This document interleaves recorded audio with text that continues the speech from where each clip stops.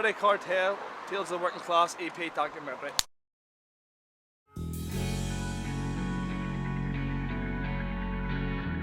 We're all working class people, come from working class families. You can play music whatever way you want to play music, you know what I mean?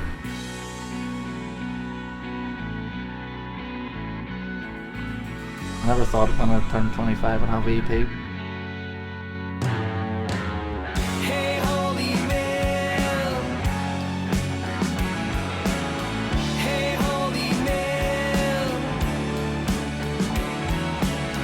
Hey, holy man.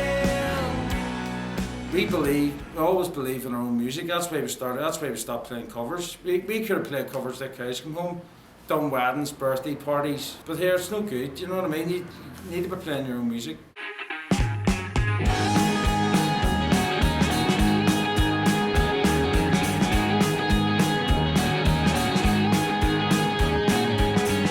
Have you seen the colors shine out of her eyes? It's like today is just a dream. And tomorrow you. When we started off, me and Dee and Neil started off by early 2011. About 3 of us, wasn't there? Yeah. We started doing a lot of wee covers and stuff, and then Davey came on board. We needed a drummer, obviously, and then just after Christmas of 2012 would have been Static came in, and then it just went wildfire from then.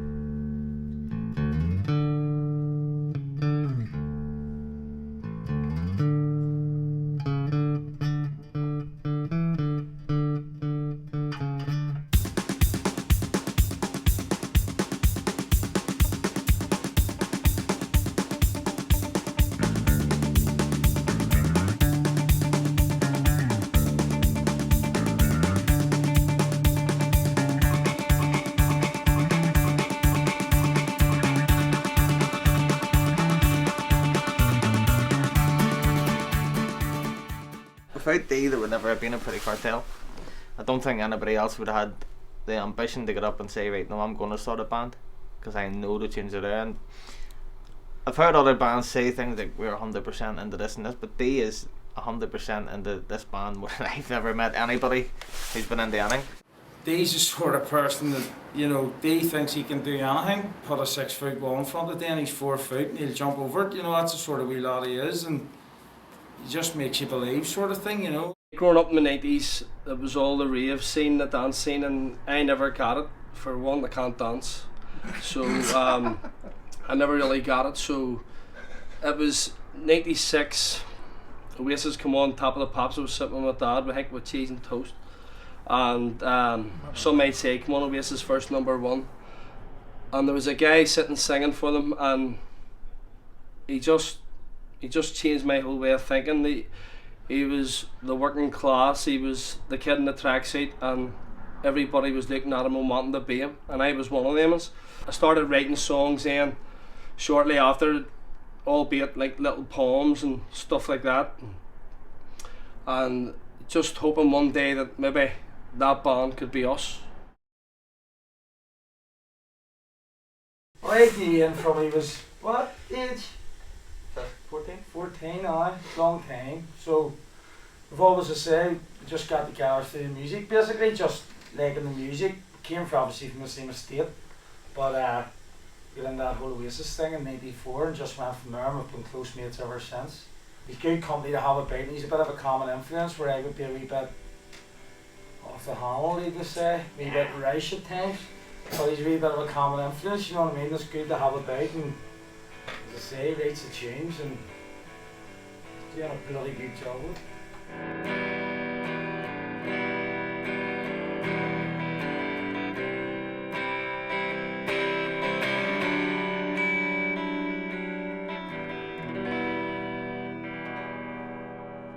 I started off playing the piano when I was really young, about 5, 6, and I had a wee keyboard lying about in the house, and sort of came naturally, and I picked it up really quick.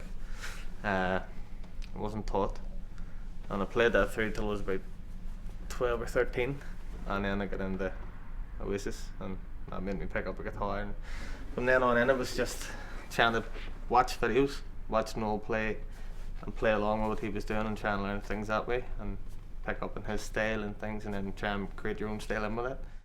I remember walking home from school and hearing Supersonic on my Walkman, the silver bit over the years, just sort of changed me forever. Me and Dee lived with each other for 2 years, and he kept coming into me and saying, will you come and join the band, will you come and join the band? And I didn't know these two, Neely and Marky at the time. He says, we've got these two boys that play the guitar, they're really good and all this. And I says, right, okay. And he says, just keep going, keep going. He's just like a wee terrier, will you join me, will you join me, will you join me? I was going, no, every time I come in from work, will you join the band? I was like, no, I'm not joining the band. So I went and seen them, their first gig, and I seen that the two of them could play. So I said, I'll give it a wee go. Davey makes me laugh. He's, in all the years I've known him, like, I don't think I've ever been in his company and not rolled about or fell over laughing at him or laughing with him. Well, basically, Can't can't remember.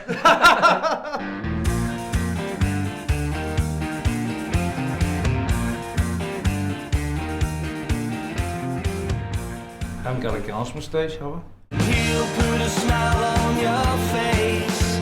Just put a penny in his case, and he'll put a smile. I started playing the guitar probably about 18 or 19. Decided to do something different, something none of my mates that I was running about with at that time were doing anything like that. It was like a drug. I got a better feeling for it. I wanted more of it all the time, and then say like going back to places and people wanting to hear you playing, and I just went from there. When I swapped from say rhythm guitar or lead guitar to bass, I did it for the benefit of the band. It needed a bass player, and it sort of was getting brushed under the carpet for a long time, and no one wanted to do it, and I sort of said to myself, right, I'll do it now. From Marky went on the bass, then it's just, as Marky says, it's took off from there. So it's really down to Marky. Is it? I Here, think I'll so, take a but- credit for it, I'll do. I thought the first time I played the Empire was my highlight, right?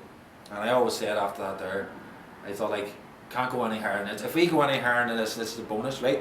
I thought like that was our best, that was my, personally my best feeling. That was it. And I always said to him as well about going, look, if anything else comes away, this is a bonus. Now, all our radio activity, all our back in Belfast stuff and all that stuff, that was a major bonus for me.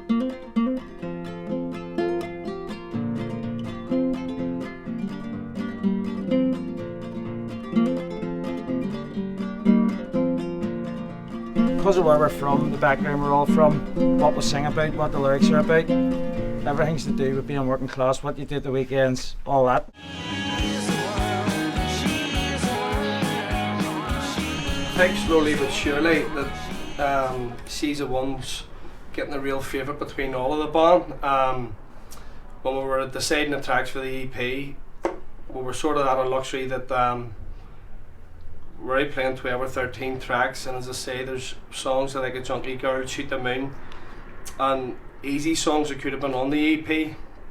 And we were up and we were playing in the studio, and we played Season 1 live, and whenever we heard it all back, we all decided that everybody just looked at each other and went, that's the one. As I say, I wanted something upbeat, not your slow ballad type that a love song usually is, and something that told the true story of love. Not everything's wonderful and everything's beautiful, and like, 'cause it's not. Do you know what I mean? I mean, love is work.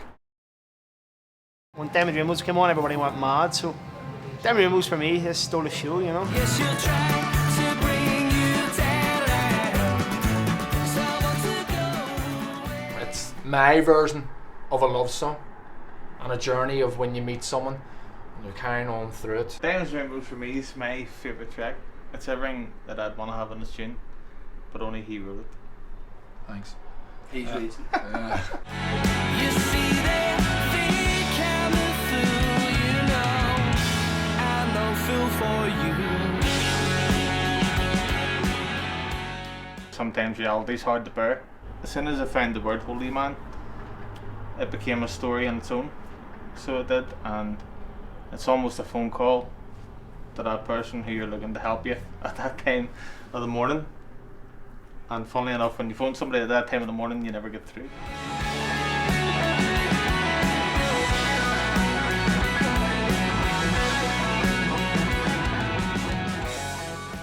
About the last week or so, my phones have been going mad. People have been ringing me up going, what's the song on that back in Belfast? What's the song? What's the band called? Who are they? Moving fast from place to place with his guitar and his case.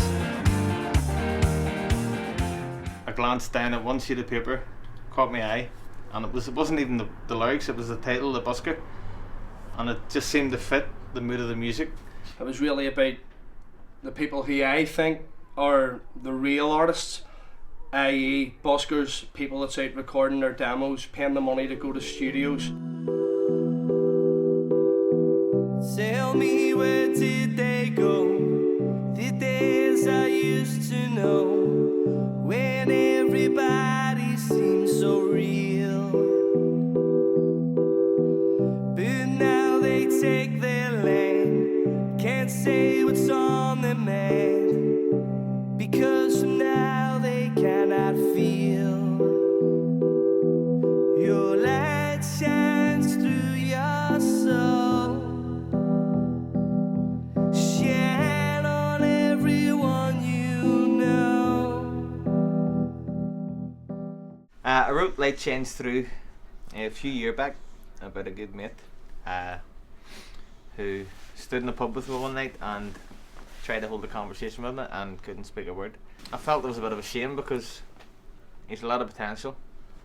He's into his music, into everything I'm into, and I felt we could have done something in music. We've all got that potential in us. Your light shines through, but you've gotta push it and go for it.